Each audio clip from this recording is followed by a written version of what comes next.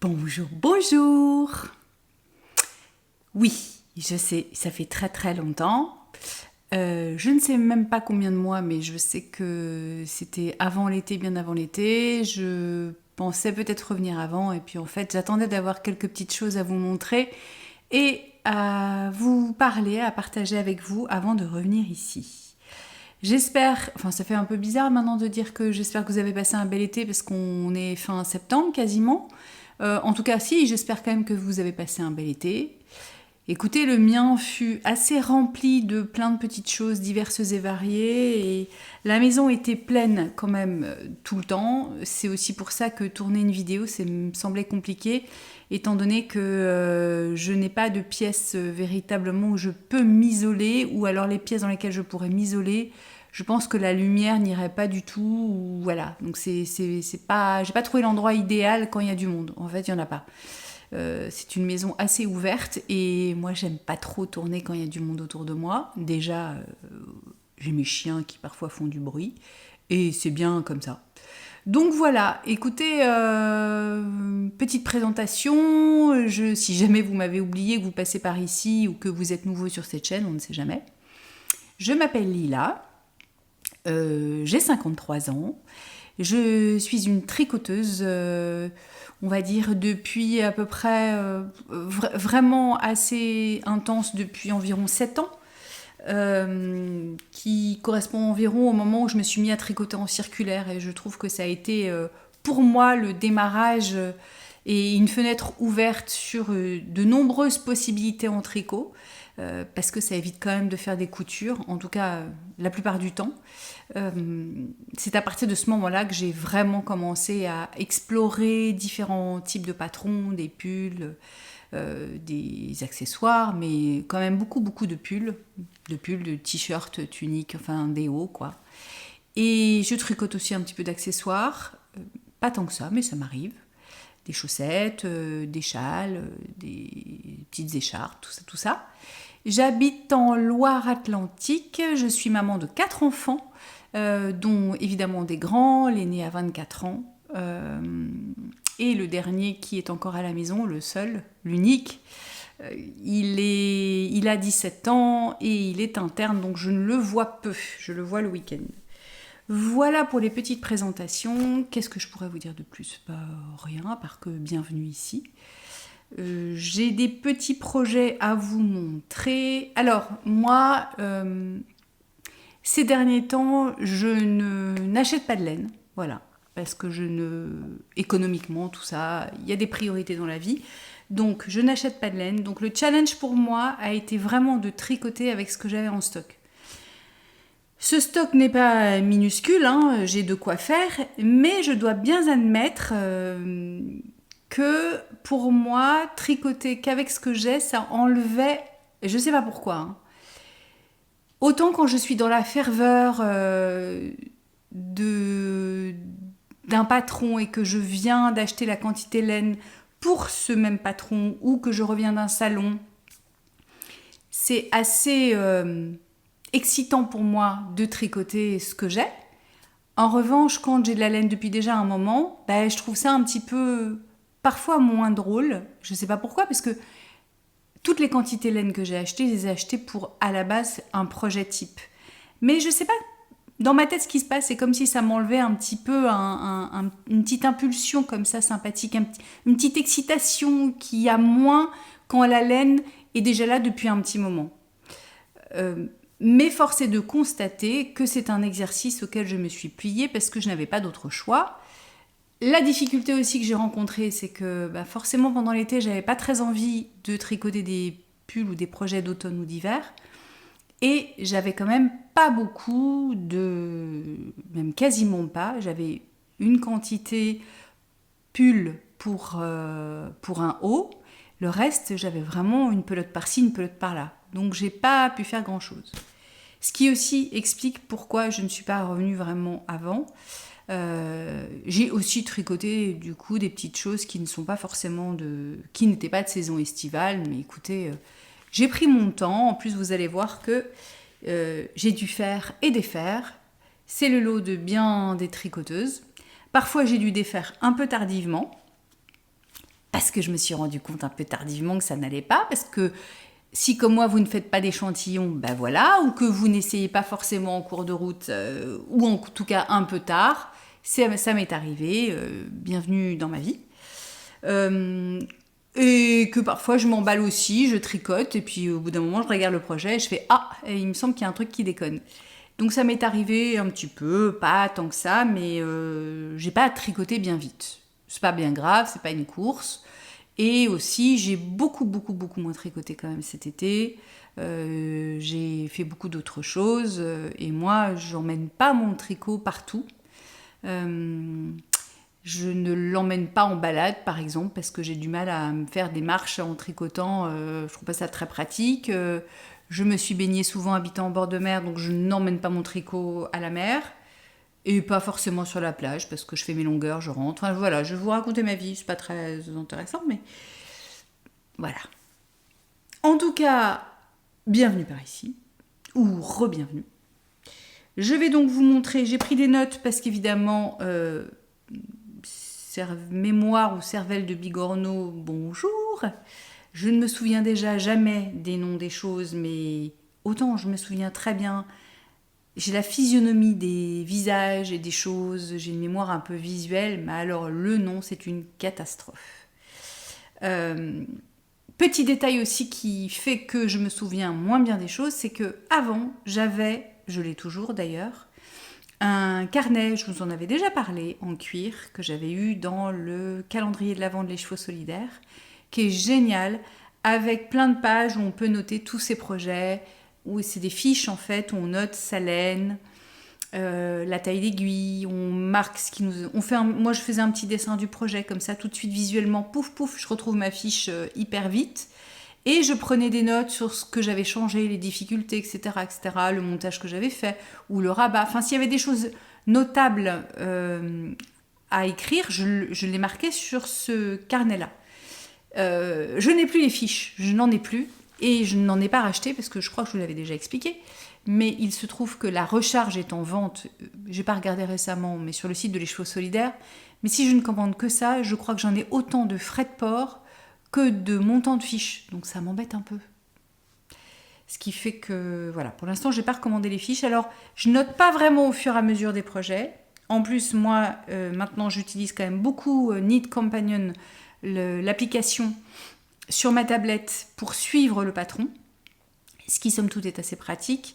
Mais je prends pas le temps de noter vraiment des choses. On pourrait, en dessous, je crois qu'il y a un espace où je peux noter des choses, mais j'ai moins le réflexe que sur un papier. Je trouve qu'à chaque fois qu'on rentre sa fiche, pouf, on peut noter les trucs au fur et à mesure, c'est beaucoup plus pratique.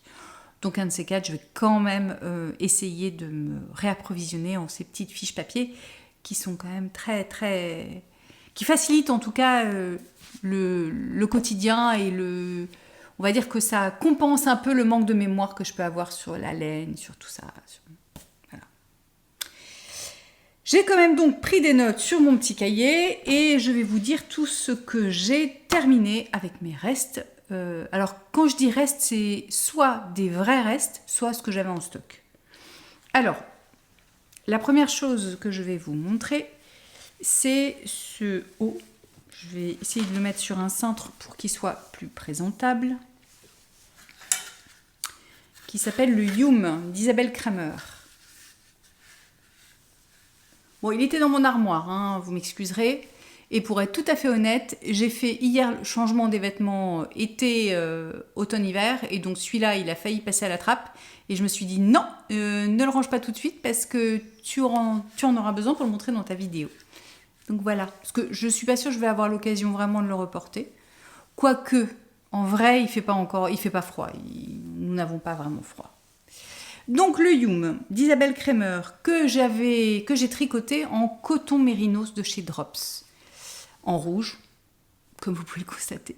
Et j'aime beaucoup ce rouge que vous voyez, plutôt pas mal. Voilà, donc c'est un pull que j'ai fait et défait. En fait, j'avais tricoté, c'est tout simple, hein. Vous avez une grille, etc. Vous tricotez en yoke avec des jetés, des mailles ensemble, etc. Donc vraiment, c'est très très bien expliqué. C'est une encolure assez ouverte, mais pas trop non plus. Donc c'est sympathique.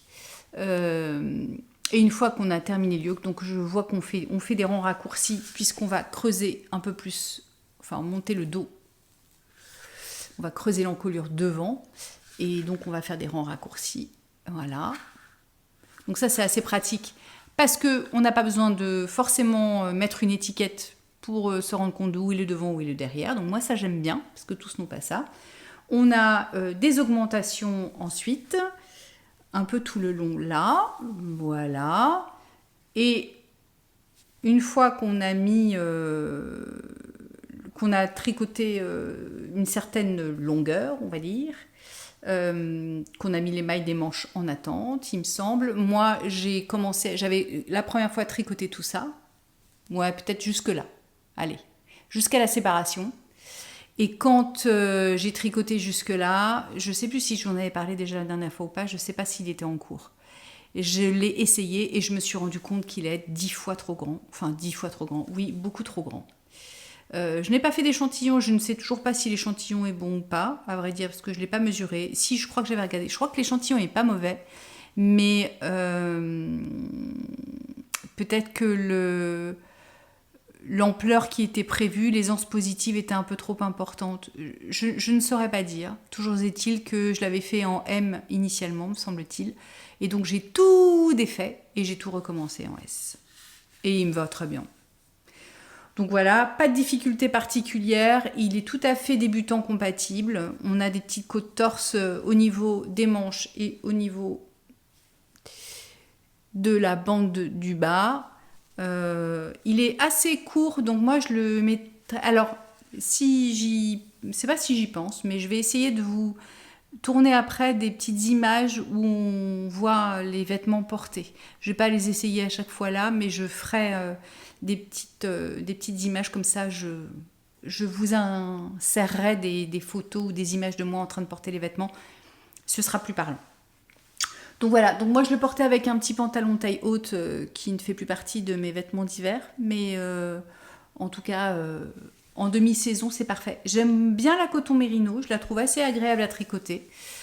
Sincèrement, alors je l'ai passé, ouais je crois que j'ai déjà passé à la machine et il ressort bien, pas de souci particulier. Je ne sais pas comment la laine, enfin cette fibre de mélange de coton mérino va vieillir, mais pour l'instant, écoutez, j'en suis plutôt contente. Je l'ai honnêtement beaucoup porté cet été. Et c'est très étonnant parce que ça fait partie des tricots où il y a un minimum d'effort. Parce que franchement, c'est pas compliqué. Et en plus, c'est pas sur beaucoup de rangs. Hein. Et j'ai beaucoup de compliments à chaque fois que je l'ai porté. Donc je pense que c'est aussi un mélange de la couleur qui visiblement me va assez bien, n'est-ce pas ? Et du modèle qui est assez simple et qui fait son petit effet auprès des non-tricoteuses. Peut-être que les tricoteuses aussi le trouveraient sympa, hein, mais toujours est-il que, ouais, il a bien plu. Sur une peau bronzée, j'avoue que c'était assez sympa. Voilà, et donc celui-ci, il m'a pris quand même pas mal de temps, mine de rien, parce que j'ai tricoté tout ça, en plus grand, j'ai tout défait et j'ai tout recommencé. Bon, voilà. C'est le jeu de ma pauvre Lucette. En même temps, ouais, ça me paraissait grand quand je tricotais le yoke au bout d'un moment, mais comme c'est rabougri un peu sur des aiguilles, on a du mal à se rendre compte. Et puis c'est quand je l'ai mis sur un câble, sur un Scooby-Doo, je me suis dit, quand même, ça me paraît un peu large. Et quand je l'ai essayé, j'ai vu que j'avais une trop grande ampleur derrière et que ça commençait à bâiller, à faire des plis dans le dos et devant. Le yoke, il faut quand même qu'il soit pas tendu, mais qu'il se mette à peu près correctement, quoi. Donc là, c'est bien plus joli. Donc voilà, c'est un patron, donc, comme je vous disais, accessible aux débutants, tout à fait simple, qu'on peut faire à manches longues, qu'on peut faire comme on veut. Franchement, il est cool. D'ailleurs, je crois qu'il est proposé dans les deux possibilités. Et donc, c'est une petite valeur sûre, sympatoche. Et franchement, la coton mérino de Drops, elle coûte pas cher. Ensuite, Eh bien, ce que je porte, c'est le gilet Elton de Rory Locatelli, qui est un gilet que j'ai tricoté avec des restes de laine. J'ai juste acheté, je crois, deux pelotes de Kinmohair. Voilà. En fait, j'avais, je ne sais pas si vous vous souvenez, mais ce noir-là, j'ai fait un gilet l'année dernière, que j'avais doublé, un gilet noir de petite nit, que j'ai doublé avec de la mohair et soie aussi en noir, pour avoir un gilet basique d'ailleurs que je porte énormément, qui est franchement super. Cette laine, j'ai tout noté, c'est de la Rowan, de la Pure Wool, donc de la pure laine, qui a été arrêtée malheureusement. C'est un cadeau que j'avais reçu d'Annick, et il m'en restait un petit peu. Donc je me suis dit, en fait, moi je porte souvent du noir et plutôt du bleu marine et du noir. Je me suis dit que c'était sympa de mélanger les deux. Maintenant que avant, je me rappelle quand j'étais plus jeune, on disait toujours que le noir et le bleu marine ensemble, c'était une catastrophe. Depuis qu'Inès de la Fressange a démocratisé le copinage entre le noir et le bleu marine, on peut se lâcher les filles. Non, je déconne, vous faites bien ce que vous voulez avec les couleurs.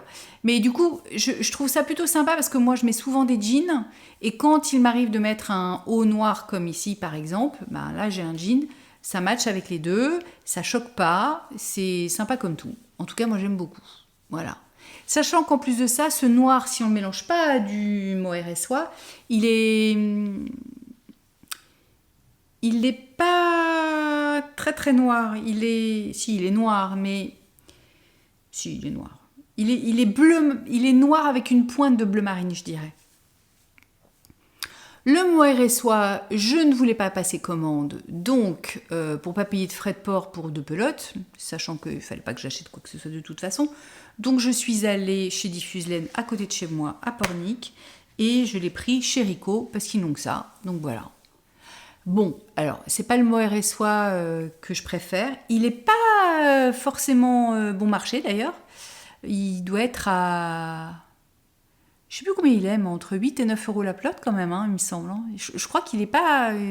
voilà, c'est pas la Kid Silk de chez Drops, on est d'accord. Mais la Kid Silk de chez Drops, de toute façon, ils font pas un bleu marine qui soit satisfaisant à mon sens.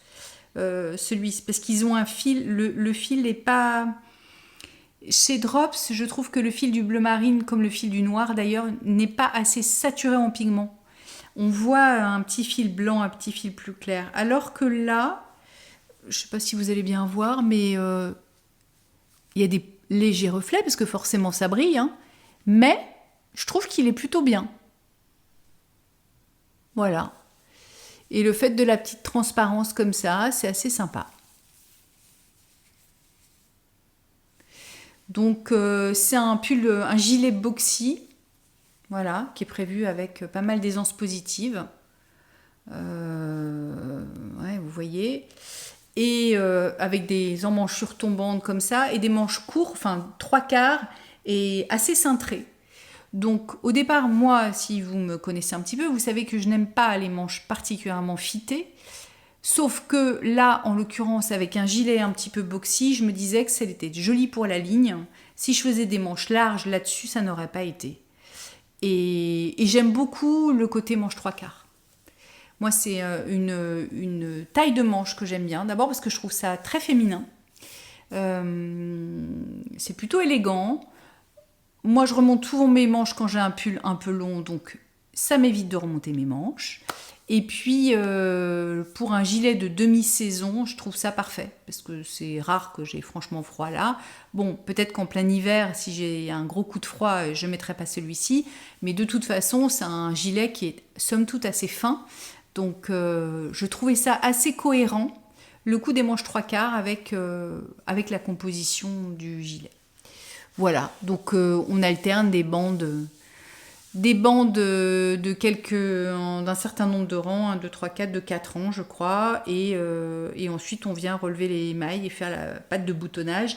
Donc c'est vrai que ça paraît un peu long dans le sens où, bah oui, il y a quand même un peu de matière à faire. Et puis même si, alors ça rythme le travail d'avoir des rayures, mais voilà, en même temps, c'est pas tout à fait fluide, parce qu'il faut quand même faire gaffe à son changement d'encre, faut compter, voilà. C'est pas bien compliqué, ça rythme, voilà.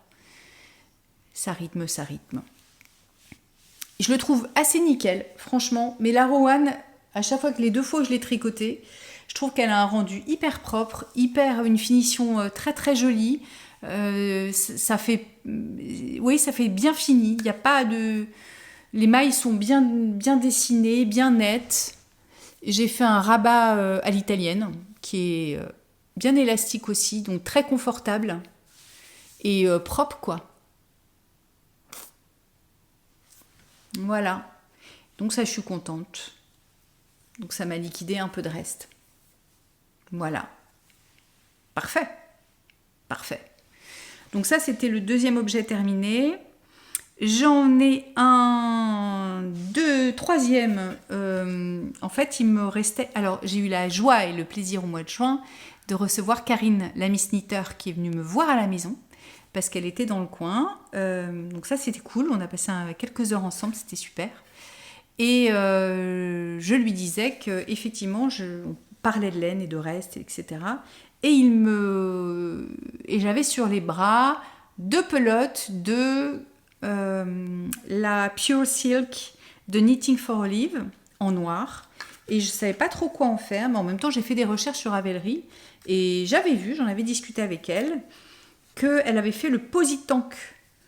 C'est ça, c'est le Posy Tank de Oolong avec Anna. Et je lui ai posé des questions là-dessus, etc., etc. Donc on a discuté de ça. Et je l'ai donc réalisé en noir. Alors, vous ne verrez pas grand-chose.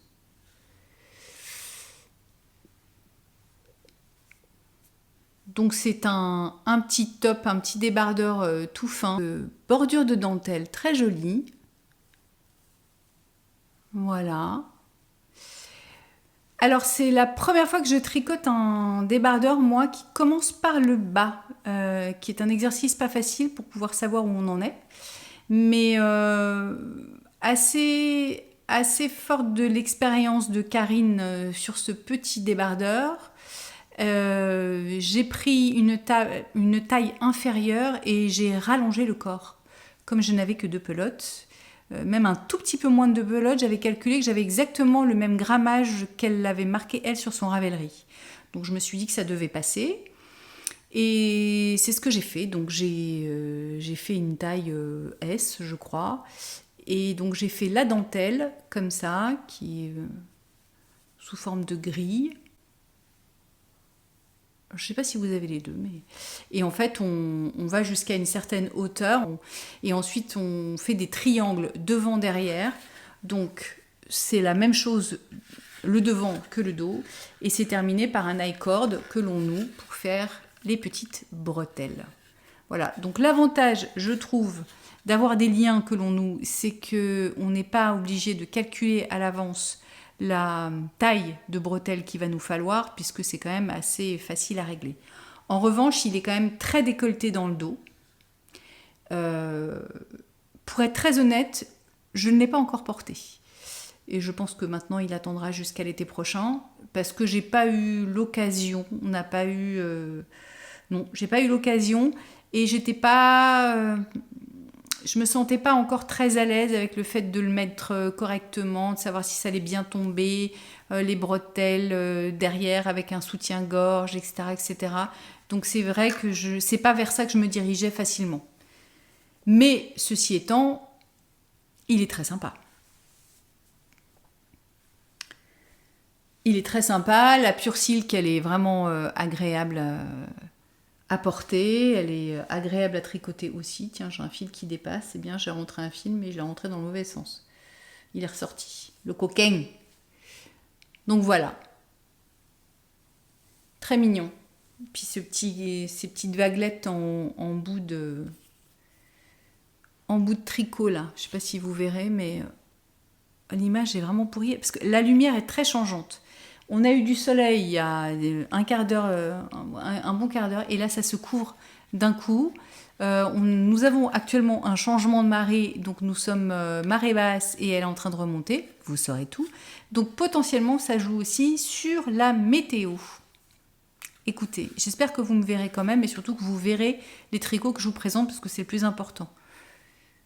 Voilà, là vous voyez quand même que la dentelle fait des petites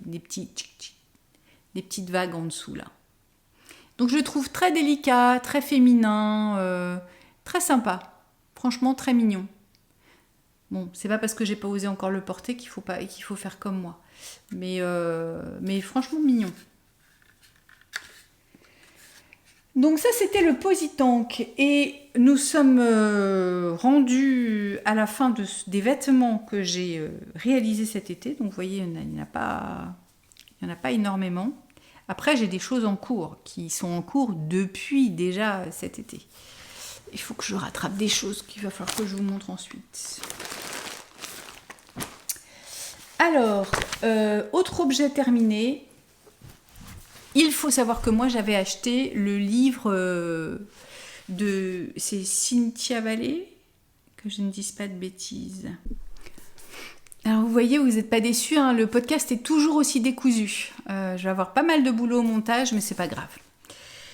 Voilà, donc c'est effectivement le livre de Cynthia Vallée. J'ai pas de mémoire, mais quand même, ça je m'en souviens, qui s'appelle donc Mouche et ses amis, que voici, que vous verrez à l'envers, mais vous connaissez la couverture par cœur, parce qu'il n'est pas récent et on l'a vu partout.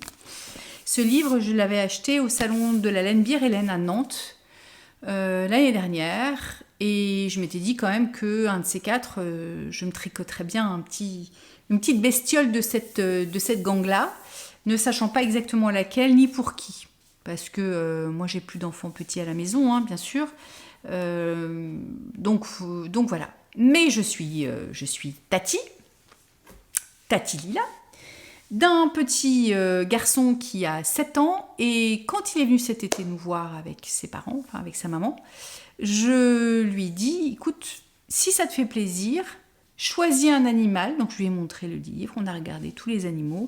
Choisis celui qui te ferait plaisir et je te le tricoterai. Il faut savoir que ce petit garçon était venu avec ses parents nous rendre visite à Montréal quand nous vivions là-bas. Et il avait ramené de Montréal un petit élan, un petit animal, une petite peluche, un élan, qu'il a gardé comme doudou, qui trimballe partout. Donc c'est trop mignon. Il est de toutes les aventures, ce petit élan. Et il l'a toujours dans sa chambre, voilà. Donc je me doutais qu'un petit animal lui ferait plaisir, mais lequel je ne savais pas, et surtout j'avais envie qu'il le choisisse. Donc je lui ai présenté le livre avec toutes les illustrations et les photos, et je lui ai montré lequel il désirait.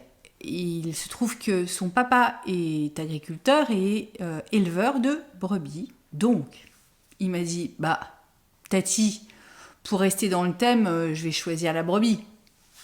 Évidemment. Voilà, donc je me suis armée de patience. J'ai regardé tous mes restes de laine et j'ai commencé à tricoter la petite brebis qui s'appelle Adji, que j'ai tricoté en Flora. Il me restait de la Flora. Donc j'avais cette couleur-là et de l'écru. Et je vous la montre avant de lui envoyer, parce que quand même, voilà, c'est un petit cadeau. Et la voici. Elle est trop mignonne. Elle est franchement trop mignonne. T'es à poil, ma choupette. T'as une robe quand même, je te rappelle. Un peu de décence. Voilà. Donc, je la déshabille rien que pour que vous puissiez l'admirer. La voici. Alors moi, c'est la première fois que je fais un petit objet comme ça en laine. Franchement, j'avais fait une citrouille, mais c'était pas bien compliqué il y a 2 ans, je crois. Mais c'est moins minutieux, mais c'est la première fois que je me colle à un patron. Alors, le livre est très bien fait dans le sens où il y a toute une partie où elle explique les différentes techniques qui vont être utilisées pour les différents animaux. Et à chaque fois qu'on rencontre une technique particulière dans le patron, elle nous réfère à la page temps ou le numéro qui correspond à la technique qu'elle a utilisée. Et ça, je trouve ça bien. Il n'y a pas de vidéo explicative, donc parfois, il y a une fois où j'aurais bien voulu avoir une vidéo, notamment pour cette maille bouclette, mais en lisant, en cherchant, enfin en lisant tout simplement, la plupart du temps, on s'en sort très bien.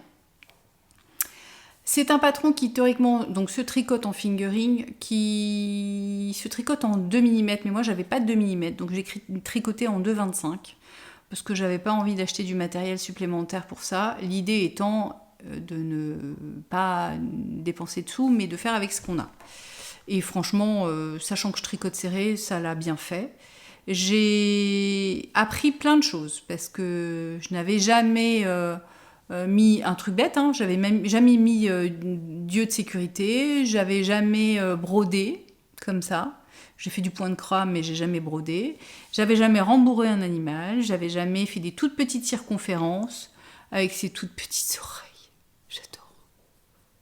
Je trouve ça hyper bien pensé. Donc on commence par la tête, on fait tout ça, etc.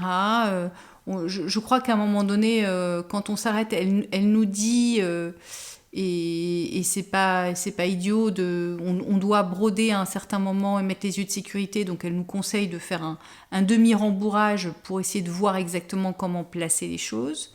Donc c'est un petit peu minutieux, mais on s'en sort.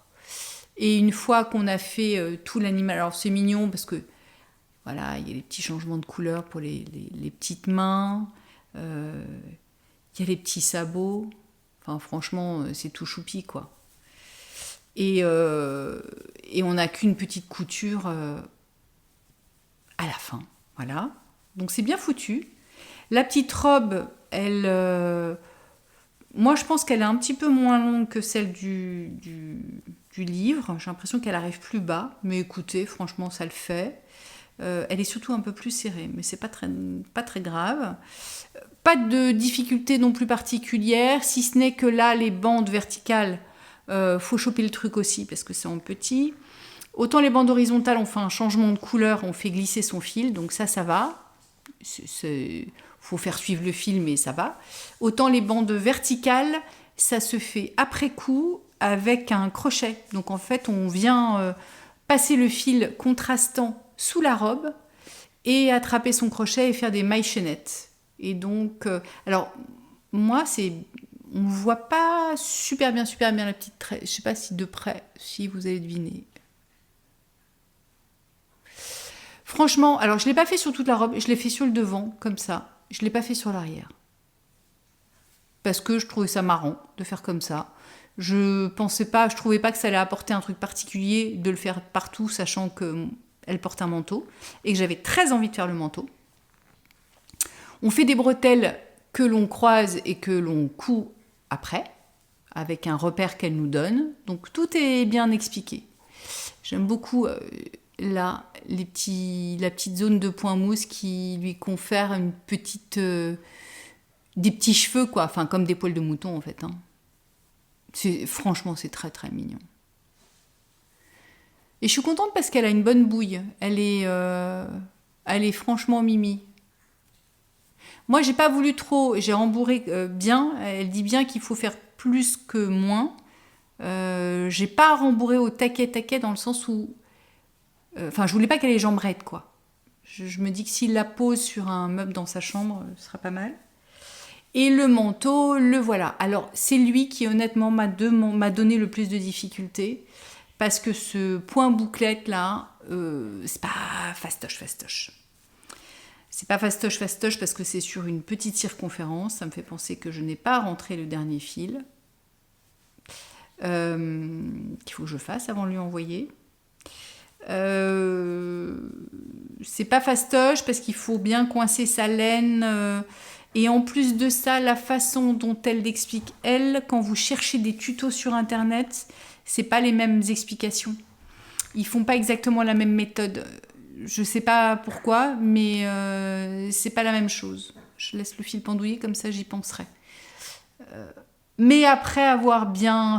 Moi, ce que j'ai fait là-dessus, pour le coup, je me suis exercée sur le point. J'ai monté les mailles, 6 mailles, 8 mailles, et puis je me suis exercée à faire le point, histoire de piger le truc, de le piger déjà intellectuellement et de le piger dans mes mains, avant de me lancer dans la confection du manteau, parce que c'est quand même pas... Voilà, on met des mailles en attente, on reprend des mailles, on continue, enfin, c'est quand même une construction d'un petit gilet, quoi. Donc il faut... voilà, il y a du grafting pour joindre les épaules, enfin... Bon, faut pas se planter, faut être un peu rigoureux. Et puis alors là, pour le coup, si vous laissez glisser une maille ici, je pense qu'à rattraper, c'est un peu coton. En tout cas, moi, je me serais pas sentie à l'aise. Donc, je préférais m'entraîner un petit peu avant sur quelques mailles, histoire d'être à peu près aguerrie et sûre de moi avant de me lancer dans le manteau. Bon, c'était vite fait parce que c'est pas immense quand même. C'est évidemment gourmand en laine parce qu'on... Voilà. Mais c'est rentré dans mes restes parfaitement. Il m'en reste un petit peu d'ailleurs. J'avais pas du tout une pelote entière. Je sais pas combien j'avais au départ, mais elle le dit, je crois qu'avec 20 et 25 grammes, peut-être 25 grammes de laine il faut pour la couleur principale en tout. C'est pas... Je crois. Oui, je crois. Donc voilà, je trouve que ça fait son petit effet. On peut mettre un petit bouton et au crochet faire une boucle. Moi, j'ai pas eu envie parce que franchement, ça rajouterait rien. Puis, sachant que c'est un petit garçon, je pense pas qu'il va s'amuser à défaire, refaire, voilà. Mais il va plus la poser, à mon avis, dans sa chambre, parce qu'il est grand maintenant, quand même, 7 ans. Mais il aime bien. Je crois qu'il aime bien encore les peluches, parce qu'on en avait déjà offert. Mes garçons avaient déjà donné leur peluche préférée à Lucas qu'il avait choisi. Je crois qu'il aime. Ça lui fait bien plaisir. Donc voilà. Donc ce que je compte faire, c'est que je vais probablement acheter une jolie carte. Et comme dans le livre, elle raconte un peu l'histoire de chaque personnage en expliquant ce qu'il fait, avec qui il est copain, etc., etc. Je pense que je vais lui écrire la petite histoire d'Adji. Comme ça, il aura ça comme contexte. Je trouve ça mignon. Une fois que j'aurai... Enfin, je voulais quand même d'abord vous la montrer avant de l'envoyer, donc je vais chercher une jolie carte et puis... ou je sais pas, parce que c'est un peu long, c'est un petit chapitre, et je lui enverrai tout ça. Voilà. C'est mignon, hein. J'ai très envie de faire le raton laveur, qui me plaît beaucoup, que je trouve absolument adorable. Je vais voir avec les restes de laine que j'ai, et puis il faut que j'ai quand même en ligne de mire quelqu'un à qui l'offrir, parce que voilà, je pourrais les garder pour moi, mais bon, je vois pas trop ça dans ma déco. Ouais, non, ça va peut-être pas le faire. Mais c'est quand même très très mignon, on est d'accord. Oh, elle est vraiment trop mignonne. Et je trouve qu'elle est forte parce que dans ses dessins, alors c'est sans doute la forme du museau, l'emplacement de la broderie, l'espacement des yeux. D'ailleurs, elle l'explique qu'en fonction de l'espacement des yeux, ça donne un côté plus rigolard ou plus soucieux ou machin. Je trouve que ces personnages ont vraiment tous des bonnes tronches mignonnettes, quoi. Et j'avais peur de ne pas réussir ça, et pour l'instant, écoutez, ça va. Je suis plutôt très contente de la petite tronche toute mimi, ma brebis. Voilà. Voilà, Adji. Donc, alors évidemment, elle dit qu'il faut, notamment pour la brebis, une fois que j'ai eu terminé, je l'ai lavé, pas bloqué, mais je l'ai lavé, étendu, enfin fait sécher comme ça, mais je l'ai fait pour la robe aussi. Je ne l'ai juste pas fait pour le manteau parce que je voyais pas l'intérêt de lisser des mailles vu que c'est des bouclettes. Voilà. Et que j'ai pas sali la laine. Hein. Mais ce que je vous ai pas dit, c'est que moi je l'ai fait je vous ai dit que je l'avais fait en Flora, mais la composition, c'est 65% laine et 35% alpaga. Voilà. Donc c'est de la fingering. Et franchement, ça fait bien l'affaire. Petite difficulté quand même qu'on peut rencontrer, c'est quand il faut rentrer les fils, notamment des extrémités. Quand on termine ça et que hop on ferme et qu'il faut rentrer le fil à l'intérieur, c'est pas forcément fastoche. D'ailleurs, la petite bêtise, enfin pas bêtise, mais c'est pas très beau, quand j'ai rentré les fils pour le sabot, dans cette jambe là, je sais pas si vous le verrez, en rentrant le fil, on voit un peu plus le fil brun à travers mes mailles. par rapport à l'autre. Mais bon, je ne pense pas que Lucas ira me dire « Dis donc, Tati Lila, t'abuses ». Donc voilà, franchement, le mieux est l'ennemi du bien. Donc j'ai pas voulu tout défaire. Je me suis dit non, Lila, c'est quand même très propre. Voilà. Honnêtement, je suis fière de moi parce que tout est en Magic Loop, etc. Moi, j'ai tricoté des petites circonférences pour faire des chaussettes, des mitaines, des choses comme ça. Mais j'avais jamais fait un objet aussi minutieux. Et je doutais un peu de ma capacité à le faire. Et ça m'a rassurée. Je n'ai pas paniqué. Je trouve que ça s'est plutôt bien fait. Et étonnamment, ça m'a pas fait mal aux mains. Pas plus que ça. Le plus chiant, honnêtement, c'est ça. C'est les bouclettes, quoi. Parce que ça demande une manip de tenir les boucles, etc. De machin, de trucs. Mais en dehors de ça, j'ai trouvé ça plutôt cool à faire. Et très satisfaisant parce qu'on voit assez vite l'objet. En plus, dès qu'on a mis les yeux et dès qu'on a brodé, ça y est, le visage est là, quoi. Donc c'est très très satisfaisant. Donc je vous le conseille comme cadeau de Noël, par exemple, parce que bientôt les tricoteuses vont penser déjà au tricot, enfin aux petits cadeaux sympas. Je trouve ça chouette, quoi. Et on peut le faire avec peu de laine, donc c'est quand même bien. Et franchement, elle est trop mignonne. Bon, allez, j'arrête de parler d'elle parce que je pourrais... Mais c'est vraiment une mignonnerie, quoi. C'est vraiment le truc... on fait « Ouh, il est trop mignon !» Trop mignon, trop mignon, trop mignon. Voilà pour mes objets terminés. D'ailleurs que j'ai rangé dans un sac à projet qui m'avait été offert par l'une d'entre vous, que je remercie encore une fois, qui se reconnaîtra si elle regarde toujours mes podcasts, et vu que j'ai disparu de la toile pendant quelques temps, et que j'embrasse. Alors, les encours maintenant. Toujours dans la perspective de ne tricoter que des restes. Il me restait de la laine. Pas français, Lila. Il me restait de la laine de chez Célène, qui était de la laine de non-teinte, qui est de la 85% mérino superwash et la 15% nylon, qui m'avait été offert par Sabrina Choupi pour finir ma couverture que je vous avais montrée la dernière fois. Et il m'en restait plein. Donc, j'allais pas gâcher. Et je me suis mise au pull Laurette. Que voici, que voilà. Que je n'ai pas encore terminé parce que celui-là aussi, j'ai défait plein de trucs. Le voilà en cours de réalisation, tout froissé, tout moche, mais enfin pas tout moche, hein, mais un peu froissé. Voilà. Je suis en train de finir les côtes que j'ai rallongées, voyez-vous. Alors, le pull Laurette se tricote de haut en bas. Initialement une couleur unie avec une seule couleur de rayure. Moi, j'avais envie de multiplier les rayures, le but étant de finir des restes. Si vous avez vu un des podcasts de l'été de Cécile de Que font mes mains, vous avez dû m'apercevoir dans ce podcast en train de présenter ce fameux pull qui, comme le dirait Cécile, est fait très François, le pull à rayures, voilà. Alors, ce qui est quand même hyper drôle, c'est quand j'ai choisi les couleurs au départ, j'avais pas du tout l'impression que ça faisait aussi française, 14 juillet, nous voilà. Non, j'avais l'impression que c'était plutôt chic. Oui, c'est chic. Mais parce qu'en fait, je fais du bruit, excusez-moi. C'est très étonnant, mais ce rouge n'est pas un rouge. C'est plutôt un rouille. Qui est un reste, parce que si je m'en souviens pas, de By Night, qui est sa laine Full Moon. Je voudrais pas complètement enlever le truc. Et c'est Garance. C'est de la Garance. C'était un reste d'un pull que j'avais fait, je crois, de Folie Ordinaire. Donc voilà.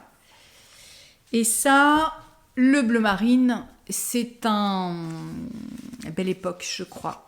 Ouais, un reste de Belle Époque, de mon Whitmore, de Maison Corlaine. Et est-ce que j'ai le coloris? De toute façon, leur bleu marine, je pense qu'ils n'en ont pas 150. Grant, coloris Grant. Ah, c'est de la BFL et soie. Ouais. BFL et soie. Donc, c'est pas dégueulasse, je peux vous dire. Et ça, je voulais vraiment l'utiliser. Alors, moi, quand je les voyais comme ça, je trouve que c'est très chic et pas très bleu, blanc, rouge, quoi. Mais c'est vrai qu'avec les crus de la laine non teinte, on voit moins le côté brique et il fait plus rouge. Écoutez, ça ne me dérange pas le moins du monde. J'assume parfaitement cette petite marinière que je trouve assez chic. Si ce n'est que je ne fais aucun échantillon, en tout cas très peu, sauf les rares fois où je fais un test. Et là, je n'ai pas fait d'échantillon. D'habitude, ce qui peut m'arriver de faire, c'est quand je commence un pull, je mesure au début. Sauf que le démarrage du pull commence par de la dentelle, donc on ne va pas faire un échantillon, mesurer son échantillon sur de la dentelle, ça n'est pas possible. Donc on commence par cette dentelle qui est charmante, ma foi, qui demande à être bloquée, mais qui va être très bien. Et ensuite, on déroule le corps avec un rythme tous les 8 rangs de rayures, des raglans, etc., etc. Machin. Donc on met en attente les manches, on déroule le corps. Moi, j'ai fait une première longueur qui correspondait à ce qui était marqué dans le patron, à peu près, je crois. Sauf que... Alors, j'ai fait la première fois une bande un peu plus étroite. J'avais terminé là où j'ai mis mon petit marqueur, vous ne verrez pas parce qu'il est jaune, mais là, j'avais fait ça de bande de côte. J'ai fait un premier rabat à l'aiguille qui s'est avéré très serré. J'ai tout défait. J'ai fait un deuxième rabat qui s'est avéré un peu moins serré, mais pas dingue. Et surtout, c'est là que je me suis rendu compte que oui, je me suis calquée sur le pull Youm que je vous ai montré précédemment, sur ce t-shirt-là, qui lui est pas très long non plus. Mais ça me va bien parce qu'il y a une petite aisance positive, donc il est un peu court. Il arrive à la ceinture du pantalon à peu près, ça me va bien. Parce que comme il y a un petit peu d'ampleur, un tout petit peu, c'est sympa que ce soit pas trop long, quoi. Faut pas faire large manche, large le corps, là, long en bas, ça fait un peu trop large. Ce qui était mon gros défaut auparavant, je m'en suis rendu compte en faisant le tri de mes vêtements d'ailleurs. Donc là, je veux pas recommencer les mêmes erreurs, donc je me suis dit, non, je vais pas le faire trop long, etc. Mais là, je n'ai pas fait donc d'échantillon comme je vous le disais, et en fait, j'ai fait une taille M, comme d'habitude, sauf que je n'ai pas du tout le bon échantillon. Je crois qu'elle dit 23 ou 24 mailles, je dois en avoir 29, quoi. Donc, pas du tout le bon échantillon. J'ai évidemment pas d'effet, il me va, mais il me va comme un t-shirt, quoi. Ça sera pas... de toute façon, c'est un truc plutôt printemps-été. Il me va comme un t-shirt. Ce qui fait que ça a conditionné aussi la longueur des manches. Parce que, pour le coup, je voulais pas recommencer à faire des manches courtes comme le Youm parce que je voulais changer un peu. Et je me suis dit que j'aime beaucoup les manches 3/4, encore une fois, et que si je veux le porter en mi-saison, c'est sympa d'avoir le côté t-shirt manche 3/4. Là, je ne me suis pas fait avoir, j'ai fait un rabat à l'italienne, qui est très beau et très élastique. Hop. Voilà. Très jolie madame. Très jolie madame. Voilà. Le changement de laine pour les rayures, on ne va pas dire que c'est invisible parce que ça ne l'est pas, mais au blocage ça va disparaître. Là vous voyez un peu, mais c'est sur le côté, franchement ça va. Et je pense que ça va se lisser carrément au blocage.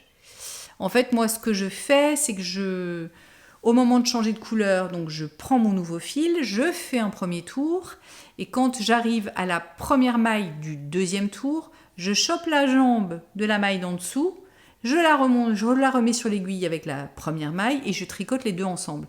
Donc ça relève la maille du dessous, ça évite le trou. Mais forcément, ça fait quand même un petit décalage que l'on perçoit. Voilà. Mais au moins, ça fait pas de trou. Là, il y a des endroits où ça se voit beaucoup à l'écran, ça se voit un peu moins dans la vraie vie. Autre chose que j'ai fait aussi, c'est que j'ai essayé... Alors là, vous allez voir des fils. Je ne peux pas le retourner par le bas parce que j'ai un tout petit câble. J'ai fait la méthode de Steven West. Je n'ai jamais tricoté Steven West, mais je sais qu'il avait une méthode où il enroule les fils au fur et à mesure. C'est ce que j'ai fait. Donc je couperai mes fils après, mais je les ai tous enroulés au fur et à mesure pour pas avoir de fil à rentrer. Donc j'aurai plus qu'à couper. Je vais d'abord, quand j'aurai terminé, je vais d'abord le laver, le bloquer et je couperai mes fils ensuite. Donc ça, si ça marche bien, bah, c'est plutôt pas mal. Donc la technique, elle est toute simple. Elle est que quand vous passez vous changez de fil, vous avez votre queue de fil de votre nouveau fil. Quand vous tricotez, donc vous tricotez votre première maille en mettant le nouveau fil, la deuxième maille, pouf, vous prenez la queue de fil et vous l'enroulez autour du nouveau fil. Hop, vous tricotez et vous faites ça sur environ 10 mailles. Donc vous enroulez votre queue de fil autour de votre fil que vous êtes en train de tricoter, ce qui fait que ça le coince à l'intérieur du tricot, comme vous pouvez le constater. Par exemple, ici, vous voyez, tac, tac, tac, tac, tous mes fils sont enroulés à l'intérieur. Paf. Et donc je fais ça avec le fil de démarrage. Et quand j'ai fini mes 2 rangs de couleurs contrastantes, parce que je n'ai que 2 rangs de couleurs contrastantes, je coupe mon fil et je fais la même chose avec la queue de fil restante. Je l'enroule aussi lorsque je reprends mon écreu. Ça ne se voit pas sur l'endroit et ça vous enroule le fil et vous n'avez plus de fil à rentrer. Ça, c'est quand même pas mal. Parce que quand on a autant de rayures et qu'on change autant de couleurs, donc comme je change de couleur à chaque fois, moi je ne peux pas me permettre de faire glisser le fil le long du tricot. Voilà, là c'est pas possible. Donc il fallait bien que je trouve une solution. J'ai trouvé celle-là, ma foi. Et écoutez, elle m'a l'air plutôt pas mal. Je pense qu'en plus de ça, en lavant l'ouvrage, ça va un peu resserrer, sceller tout ça et ça va être encore plus solide. Donc je viens de terminer la deuxième manche, pas plus tard qu'hier soir. J'ai redéfait hier soir également mon rabat que je trouvais donc un peu trop serré et surtout je trouvais la bande de côte trop courte parce que oui, ce que je vous disais, c'est que je pars dans tous les sens, mais je me suis basée sur la longueur du corps du Youm, mais en fait les manches du Youm sont plus descendues, alors que celles-ci, elles sont plus là, quoi. Voilà. Donc forcément, ça remonte le corps et là, j'avais pas envie que dès que je lève un peu les bras, je me retrouve avec le nombril à l'air. Donc j'ai préféré redéfaire le rabat et puis je vais rallonger un peu la bande côte. C'est pas très grave hein, vu que c'est un t-shirt. Et cette fois, je pense que je ferai aussi un rabat à l'italienne. Là, je suis sur un tout petit câble, mais je vais pas tarder à l'essayer parce que j'ai rajouté quoi Combien j'en suis là? J'ai pas fait beaucoup, hein. J'ai peut-être fait 2 cm. Peut-être qu'il me manque encore 1 cm pour être tranquille, je sais pas. J'ai peut-être intérêt à essayer avant de ne pas faire le côté inverse ou de pas me rendre compte que après c'est trop long parce que c'est pas beau. Bon, l'avantage aussi de ce pull, c'est que nous avons également des rangs raccourcis, donc voilà, on a plus d'espace dans le dos, donc on creuse l'encolure, donc ça c'est sympa aussi parce qu'on sait typiquement où est l'endroit du derrière, et ça j'aime bien. Bon, elle aura effectivement besoin de bien se placer. Donc ce sera un petit t-shirt un peu t-shirt quoi, plus près du corps, c'est sûr. Alors, sachant que moi l'échantillon n'était pas bon du tout, théoriquement il y a des diminutions à faire sur les manches que je n'ai absolument pas faites pour le coup. Parce que là, je sais que je vais être bien au niveau des bras, quoi. Je n'ai pas besoin de faire des diminutions, sinon ça n'aurait pas été possible, ça n'aurait pas été joli. Donc voilà. Écoutez, à essayer. Je pense qu'il y aura un premier essayage qui va donner une petite idée. Le deuxième sera encore plus parlant une fois que je l'aurai bloqué. Enfin, quand je dis bloqué, laver et puis laisser la laine bien et puis bien étalée, quoi. Donc voilà, donc ça je suis pas mécontente d'arriver au bout parce que ça fait un petit moment que je suis dessus, il me reste encore tout ça d'écru, donc ça c'est cool, je vais pouvoir encore l'utiliser pour d'autres projets, donc c'est bien. Et il me restera un petit peu de couleur aussi, comme quoi, n'hésitez pas parce que les rayures ça prend vraiment pas, c'est pas très gourmand en laine, donc si vous avez des restes, lancez-vous. L'autre chose que j'ai en cours, alors ça fait un moment et je vous l'avais montré il y a très longtemps et après j'ai complètement laissé tomber parce qu'on arrivait au printemps-été, je me voyais pas le faire. C'est le gilet sans manches de Aurélie Tixier, Aurélie Lapoule, qui s'appelle le Lars. Qui se tricote au point mousse et que j'ai décidé de faire en alpaga bouclé de chez Drops. Comme ça. Et en fait, je voulais ça depuis longtemps, un esprit gilet de berger à mettre sur une chemise. Je trouvais ça très sympa comme style. Et j'avais envie de le... Alors autant, j'ai pas encore passé le cap des slip-over parce que le truc qu'on enfile sans manches, je sais pas si c'est très pratique au quotidien. Je sais pas si je le porterais moi au quotidien. Mais le gilet comme ça, sans manches, façon gilet de berger par la texture de la laine, ça je trouvais ça sympa. Alors là, inutile de vous dire que impossible de calculer un échantillon de quoi que ce soit avec cette laine, parce que de toute façon, vous ne voyez pas les mailles. Donc c'est réglé. J'avais rencontré une tricoteuse au salon Bière Hélène d'ailleurs, qui, je ne sais pas si c'est ce modèle-là qu'elle tricotait, mais elle avait elle avait un gilet sans manches. Je ne sais pas si c'est le Lars. Ma laine s'est emmêlée, donc j'essaie de démêler les nœuds. Et elle m'avait fait rire parce qu'elle l'avait appelé, je crois, le projet Boulet. Il me semble qu'elle avait mis quelque chose comme 2 ans à le terminer, tellement elle avait trouvé ça pénible à tricoter. Je suis désolée, je regarde en même temps mes nœuds, j'essaie de défaire mes trucs. Parce qu'effectivement, cette laine, elle est vraiment pas fastoche. En tout cas, il ne faut pas faire d'erreur, quoi. C'est ça le truc. Donc c'est aussi pour ça que j'avais laissé tomber à un moment donné, en me disant que de toute façon, c'était pas la saison. La construction, eh bien, on commence par le dos. On commence par le dos. Hop là, hop là, hop là, hop là.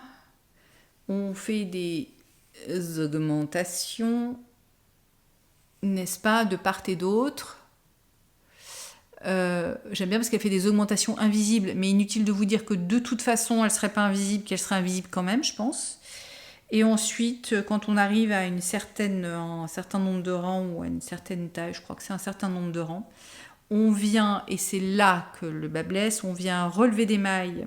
Alors, elle nous a fait mettre des repères sur le rang de montage, voilà, sur les côtés, pour savoir où il faut relever des mailles. Mais sur ce tricot-là, relever des mailles, je crois que c'est ce qui m'a pris le plus de temps. J'étais avec la lampe, une lampe torche limite, dessous le tricot, plus une lampe par-dessus, pour essayer de deviner mes mailles et de savoir où je piquais, quoi. L'enfer. Et surtout avoir le bon nombre de mailles. Donc là, je vois que par exemple, j'ai un endroit où j'ai un petit creux. Voilà, c'est pas parfait. Là, bah c'est pas grave, j'ai envie de vous dire qu'avec un bout de laine, je peux rectifier ça et ça se verra pas du tout. Donc on vient relever des mailles, un certain nombre de mailles pour faire un devant. J'en suis là à faire un devant. Voilà, comme ça. On fait des augmentations côté encolure. Il est où le devant? Il est là. Donc ça va être comme ça. Ça va être comme ça. Un fil très bien latéralisé, c'est un bonheur. Hop, hop. J'ai du mal parce que je sais pas ce que je fais, je me vois pas. Ouais, ça va être un demi-devant. Donc hop. Ça, c'est le dos. On n'a pas encore relevé de mailles. On va relever des mailles là. Voilà. Donc là, j'en suis là à faire des augmentations pour le devant là. Hop. On fera la même chose de l'autre côté. Quand on... Ah super, j'avale le travers. J'ai un poil de laine. Pardon, je m'étouffe en direct. Une fois qu'on aura fini un certain nombre d'augmentations, je suppose qu'on fait la même chose évidemment de l'autre côté et que ensuite on doit rejoindre. Quand on est descendu jusqu'à une certaine distance pour faire l'emmanchure, on va rejoindre. Ça me paraît logique. En fait, quand j'arriverai là avec le devant, de chaque côté, on rejoindra et ça fera le gilet en aller-retour tout le long. Voilà. Donc c'est au point mousse. De toute façon, ce sera en jersey, on verrait pas plus, donc ça me va bien. C'est aussi pour ça que je l'ai réalisé. Donc je peux pas vous dire si l'échantillon est bon ou pas. Je n'en sais rien. Je pense que ce sera sympa. Je sais plus quelle est la finition. Je crois qu'il y a une finition en I-cord, mais très honnêtement, j'ai pas encore regardé le truc. Je sais qu'il y a une finition. Je sais pas si je vais me lancer dans un I-cord sur ce truc-là, parce que je suis pas sûre que ça se voit. Est-ce que je ferai une finition quelconque? C'est pas dit non plus. Moi, ce que j'aimais, parce que c'est assez franc, comme voilà, ça roulotte pas. De toute façon, c'est vraiment l'effet petite peau de mouton que j'aimais bien. Et ça, sur une chemise blanche, une chemise en jean, je pense que ça peut être assez sympa. Et c'est très léger, mais mine de rien, ça tient chaud. La composition de l'alpaga bouclé, est-ce qu'il n'y a que de l'alpaga? Je vais vous le dire. Où est-ce que c'est marqué? C'est marqué 80% alpaga, 15% laine et 5% polyamide. Voilà, donc c'est l'alpaga bouclé de chez Drops Mix et c'est la couleur 517. De toute façon, il n'y a pas beaucoup de couleurs, je crois qu'il y a un brun, un gris clair, je crois un écru, ce gris-là. Gris un peu chiné, mais pas tant que ça, mais un gris, si oui, voilà, pour ça qu'il l'appelle mix, que je trouve très joli, un gris moyen, quoi, qui est plutôt sympa, donc je trouve que c'est assez versatile, sur une chemise blanche, sur une chemise en jean, voilà, ça peut être cool, et c'est léger, et j'ai l'impression que ça va être bien chaud, donc le petit truc facile à porter, un peu avec tout, même sur une robe, je ne mets pas de robe, mais je pense à celles qui mettent des robes, ça peut être très sympa. Petit côté countryside, comme ça, hein, n'est-ce pas? La fille qui fait genre, je fais de la mode alors que pas du tout. Alors, petit tips aussi, hein, mettez un marqueur pour voir où est l'avant, enfin l'endroit de l'envers, je veux dire, pour pas vous planter. Parce que moi, ça, je me suis fait avoir plein de fois, mais alors là, pour le coup, dans l'alpaga bouclé, vous savez pas dire. Hein. Déjà, le point mousse, vous ne savez pas dire, mais avec cette laine-là, c'est impossible. Donc on verra bien comment je m'en sors pour relever l'autre côté. Bon là j'ai pas fini mes augmentations de toute façon. Et puis j'avoue que je le fais quand je suis un peu concentrée, quand on me parle pas trop autour, parce que on a vite fait quand même, enfin vite fait, ça m'est pas arrivé honnêtement, mais j'imagine qu'on a vite fait de mettre son aiguille dans les petits poils de la bouclette plutôt que dans la maille elle-même, donc il faut faire attention. Et pour faire les augmentations, il ne faut pas se lourder non plus, puisque les augmentations invisibles, on vient relever la petite boucle du bas de la maille du point mousse, hop, la foutre sur l'aiguille et la tricoter. Donc il ne faut pas choper une bouclette, il faut bien choper la boucle de la maille.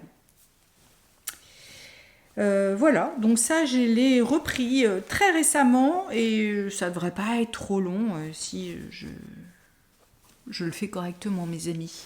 Et puis je me concentre et j'y vais mollo parce que je veux une bonne lumière et je veux surtout pas avoir à défaire. Ce que j'ai entendu dire, c'est que cette laine, quand on se plante, c'est mort. Il n'y a plus qu'à couper, quoi. Donc non, je veux pas avoir à couper. Et je pense que rattraper une maille, là, c'est mort, quoi. C'est hyper galère. Et petit projet aussi qui pas, franchement, on peut pas dire que ça m'éclate et que ça avance beaucoup. Mais en fait, je suis partie en week-end à Foura, à côté de La Rochelle, avec les tricopines Cécile, que font mes mains, voilà, et d'autres, Sylvaine, Karine, Marion. Je vous embrasse si vous regardez ce petit podcast. Et je ne savais pas quoi emporter. Et en plus, j'étais pas dans une forme olympique parce que je m'étais coincé le dos.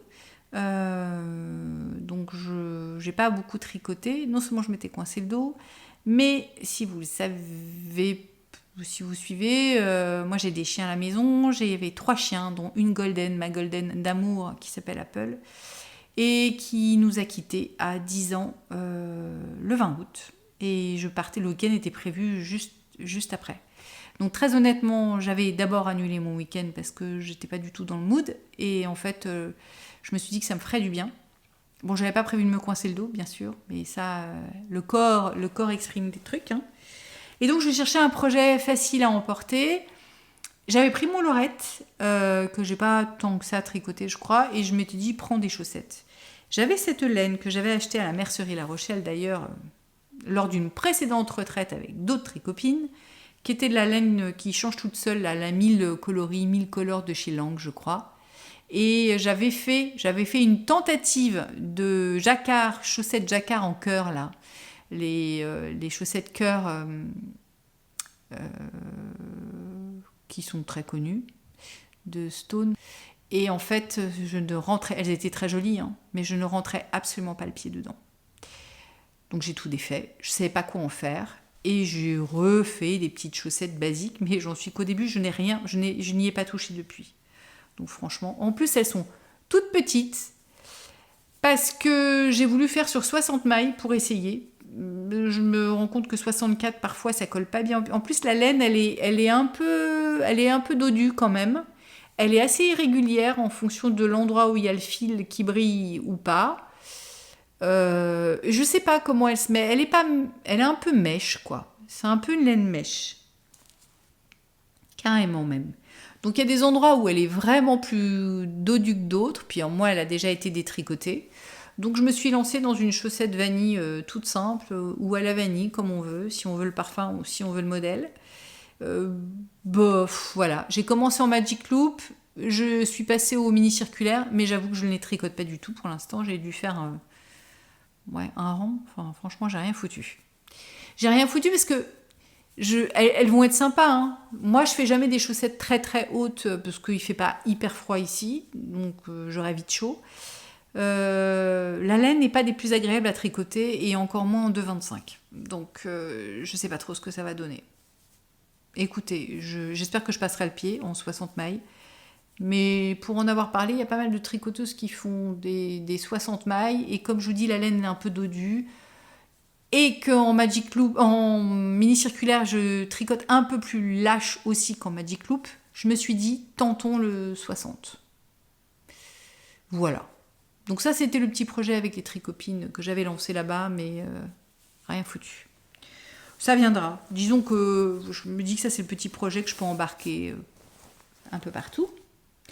Et la dernière chose que je voulais vous montrer, oui, parce que moi, tricoter ce que j'ai en stock et des restes, c'est sympa. Mais quand même, je dois bien admettre qu'on parle des process knitters et des finish object knitters, ou je ne sais pas quelle est la formule qui convient. En tout cas, il y a celles qui aiment vraiment le fait de tricoter et celles qui aiment l'objet pour l'objet en lui-même. Moi, j'avoue quand même que j'aime bien l'objet. J'ai du mal à tricoter pour tricoter si ça sert à rien, quoi. Faire des mailles pour faire des mailles, déjà je trouve que ça prend du temps. C'est quand même pas neutre en termes d'articulation, tout ça, on le sent quand même au bout des doigts, surtout quand on fait des petites circonférences, des choses un peu complexes. Donc j'aime bien que l'objet me plaise. Je peux pas tricoter un truc qui me plaît pas, c'est pas possible. Ou alors j'arrête, je laisse tomber. Donc voilà. Et là, j'avais besoin de coussins dans mon salon, notamment parce que j'ai un rocking chair en olivier, en bois d'olivier ancien, que j'avais chiné à côté de Montréal, dans la région des lacs. Quand on avait passé un week-end en famille là-bas, on avait loué un chalet autour d'un lac, très sympa, à 1h, 1h30 de Montréal. Et on avait trouvé un brocanteur, on était allé, on avait ramené des meubles, et vraiment chouette, et il se trouve que ce sont des meubles français, donc j'ai un rocking chair en bois d'olivier qui est certainement provençal, et j'avais trouvé un autre meuble qui est vendéen, voilà, donc c'est rigolo. Je crois que ce Québécois-là, ce monsieur qui tenait la boutique, sa femme est française.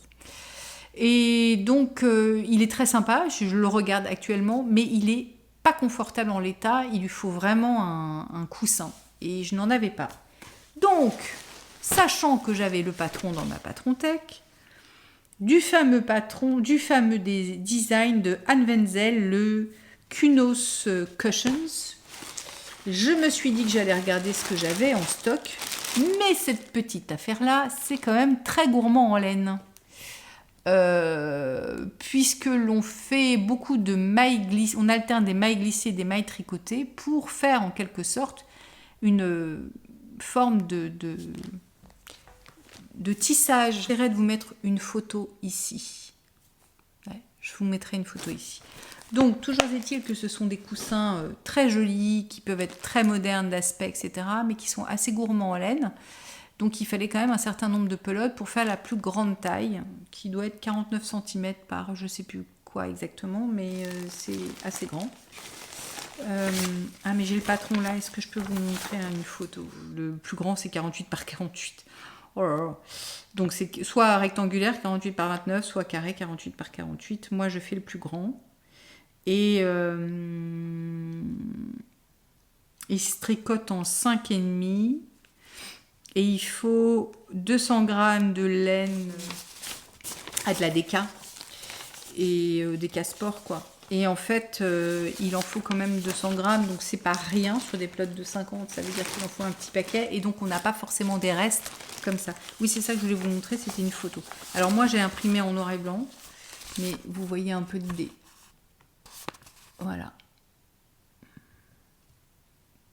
Donc ils sont très jolis, enfin moi j'aime beaucoup, très modernes. Je les avais en ligne de mire depuis très longtemps, je les avais achetés il y a hyper longtemps. Et voilà, et en fait en fouillant dans mes laines, j'avais cette lima que j'avais achetée à l'époque pour faire un projet avec des tricopines quand on était parti en retraite tricot. Je voulais un bleu marine, et je crois qu'il était vendu comme bleu marine. Mais quand je l'ai reçu, c'était pas du tout le bleu marine que j'aime pour un vêtement, parce que je le trouve pas assez saturé. Et il a même une pointe de violet. Alors, ce qui est très drôle, c'est que déjà, il n'est pas exactement la même couleur à l'écran qu'en vrai. Mais on voit bien qu'il a quand même une pointe de violet. Donc, il n'était pas du tout assez foncé, saturé pour moi, pour un bleu marine, pour un pull. C'est de la lima. Qu'est-ce que c'est comme composition? J'ai l'impression qu'il y a l'alpaga là-dedans.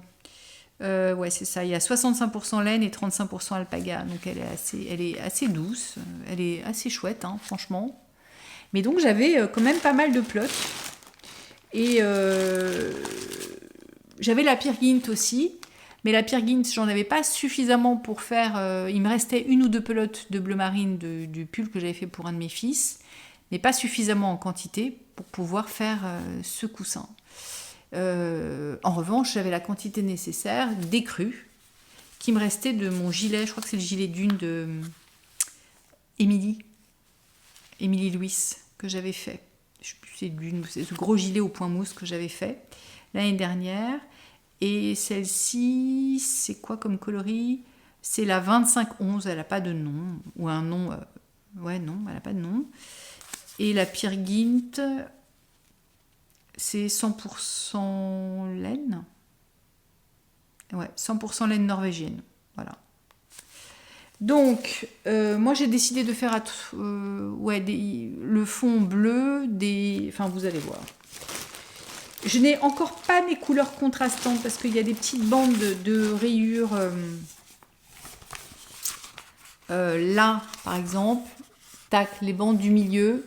On peut faire une seule et même couleur, comme on peut faire 3 couleurs différentes. Sachant que moi, j'ai un tapis qui est assez coloré, qui va certainement virer un jour, parce que malheureusement, il commence à être au bout de sa vie. Il nous suit depuis beaucoup d'années. Mais toujours est-il que j'aime beaucoup des pointes de couleur comme ça. J'avais cette laine, je ne pense pas l'utiliser finalement, qui est assez bariolée. J'avais acheté il y a longtemps, en pensant que ça allait être génial. C'est de la Katia Merino 100%, la Craft. Je ne sais pas ce qui m'est passé par la tête. Je pensais faire un projet, je pensais faire un châle au départ avec du noir et ça. Et je crois que j'ai jamais fait le projet en question. Et je pense honnêtement, je ne sais pas ce que ça donnerait tricoter. J'ai l'impression que ce serait too much. Et même en bande au milieu, comme déjà c'est tissé, ça rajouterait des petits pointillés bizarroïdes. Je ne suis pas sûre que je vais l'utiliser. Donc je vais regarder avec les restes de laine que j'ai. Mais voilà où j'en suis. Alors ce qui est drôle, c'est que donc ce bleu qui paraît comme ça, très un peu violet, Je trouve qu'une fois qu'il est tricoté et un peu tissé, il est plus saturé. C'est étonnant, hein. Donc voilà où j'en suis. Alors ça, je fais pas beaucoup de rangs à la fois parce que j'avoue, j'en fais allez, 6-7 d'affilée et après j'arrête. Parce que c'est déjà pas mal, parce que c'est très exigeant pour les mains quand même, hein. Ouais, c'est très exigeant pour les mains. D'abord parce que les mailles à pousser comme ça, c'est pas fastoche. Wow, ben voilà.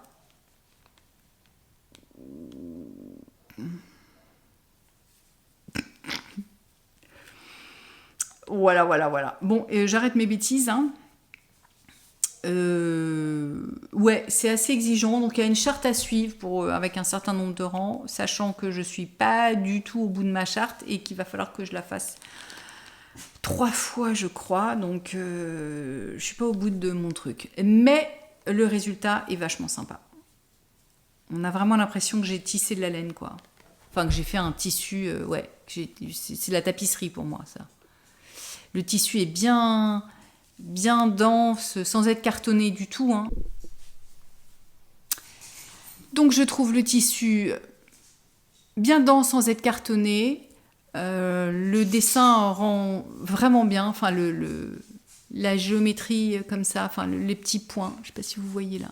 Voilà. On a vraiment l'impression que c'est du tissage, quoi. Et je trouve ça très beau. Très moderne pour le coup. Voilà.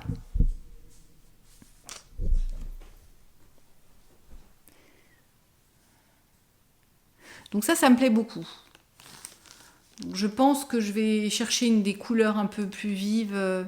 J'avais de la laine qui me restait de je ne sais pas si vous vous souvenez, mon châle que j'avais fait d'Isabelle Kramer, où j'avais beaucoup de couleurs différentes, qui étaient un peu...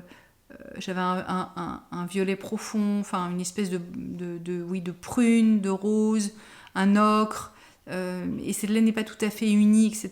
Il m'en reste. Donc je pense que je vais l'utiliser probablement en double, parce qu'en simple, à mon avis, elle sera trop fine. Donc ça va pas être fastoche pour les doigts. Mais où je ferai un essai en simple, voir ce que ça donne. Faut que je regarde, parce que déjà la Peer Gynt, elle est un peu plus épaisse que l'autre, que la Lima, mais écoutez, ça pose pas de soucis. Voilà. C'est marrant de voir à l'envers aussi comment ça fait. Mais ça, je trouve ça très sympa. Et pour le coup, voilà, ça me fait utiliser des restes, parce qu'en l'occurrence, cette lima-là, je l'aurais jamais utilisée pour un vêtement. En tout cas, pas pour moi. C'est marrant parce que j'ai des bleus comme ça certaines fois, mais en fonction de la lumière, là, vous le voyez bien, mais il y a des fois où on voit vraiment plus le... Je sais pas, il y a trop de... Pourtant, j'aime le violet, mais sur un vêtement, il m'aurait pas plu. Mais là, en plus, par contraste avec cet écru qui est pas tout à fait écru, qui est quand même un peu beige, ouais, un peu beige, ouais, un peu beige.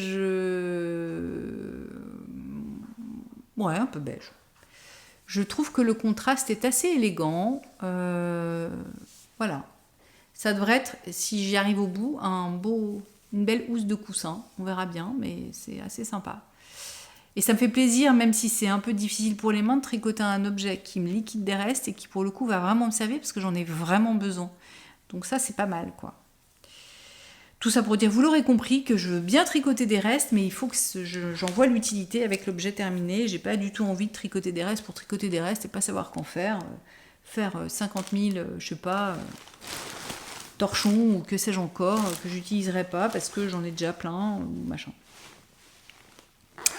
Voilou. J'ai de la laine de toute façon en stock, donc je vais pouvoir me lancer dès que j'ai fini le lorette. Je vais essayer de lancer un autre pull.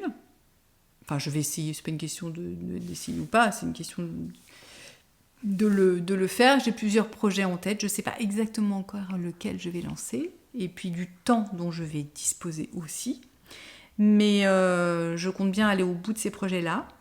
Et voilà, et je vous donnerai des nouvelles. Écoutez, j'espère que ce petit moment passé avec moi vous aura plu, que vous aurez passé un bon moment. J'ai essayé d'être pas trop imprécise, en tout cas de vous donner des petits coups de pouce, des petites techniques quand il y en avait, et voilà, des choses à faire ou à ne pas faire. Mais écoutez, portez-vous bien. Je vais donc de ce pas essayer de vous tourner des petites images de moi en train de porter les vêtements. Sur ce, je vous embrasse bien fort et je vous dis à la prochaine. Ciao!